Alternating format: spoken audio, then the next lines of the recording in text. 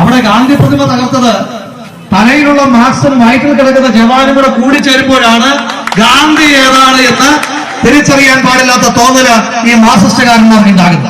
അപ്പൊ അതുപോലെയുള്ള ഏതാണ്ട് മാർക്സിസ്റ്റുകാരന്മാര് ഇവിടെ ഒരു ബോർഡ് കൊണ്ടുവന്നു വെച്ചു. ആ ബോർഡിനകത്ത് എന്നെ കുറെ ആക്ഷേപിക്കുന്നുണ്ട്.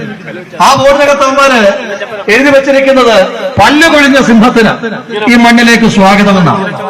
ആ ബോർഡ് വെച്ച മാർക്സിസ്റ്റുകാരോടാണ് പറയുന്നത്, എടാ വിവരദോഷികളെ, ആ നീയൊക്കെ പല്ല് കൊഴിഞ്ഞ സിംഹം എന്ന് പറയുന്ന ആ മനുഷ്യനുണ്ടല്ലോ, ആ മനുഷ്യൻ നിങ്ങൾ പ്രായം കൂടിയത് കൊണ്ടാണല്ലോ പല്ല് കൊഴിഞ്ഞു എന്ന് പറയുന്നത്.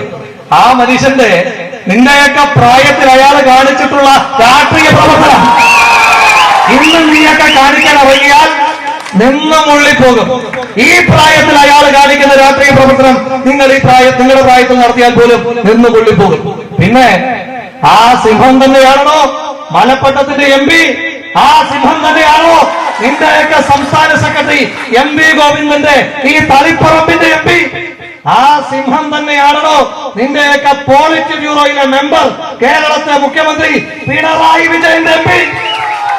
ആ സിംഹം തന്നെയാണോ നിന്റെയൊക്കെ കേന്ദ്ര കമ്മിറ്റി അംഗം 60,000 വോട്ടിന് ജയിച്ച Shrimati KK ശൈലജയും MP K Sudhakaran തന്നെയാ. അതുകൊണ്ട് പ്രായം കൂടിയത് കൊണ്ടാണ് നിനക്കൊക്കെ അങ്ങനെ ഒരു തോന്നലുള്ളത് എങ്കിൽ നിന്റെയൊക്കെ ഇപ്പോഴത്തെ ഈ ആയകാലം എന്ന് പറയുന്ന പ്രായമുണ്ടല്ലോ, ആ പ്രായത്തിൽ ബ്രണ്ണൻ കോളേജ് നിന്റെയൊക്കെ ഒരു മുന്തിയ നേതാവിന്റെ പുറത്തു കൊടുത്തൊരു ചവിട്ടിന്റെ പാട് ഇന്നും ആ നേതാവിന്റെ മനസ്സിൽ നിന്നും മുതുകിൽ നിന്നും മാറിയിട്ടില്ല എന്ന് എപ്പോഴെങ്കിലുമൊക്കെ സൗകര്യം കിട്ടുമ്പോ ആ ബ്രണ്ണനിലെ പഴയ തള്ളുകാരനോട് ചോദിച്ചാൽ പറഞ്ഞു തരും.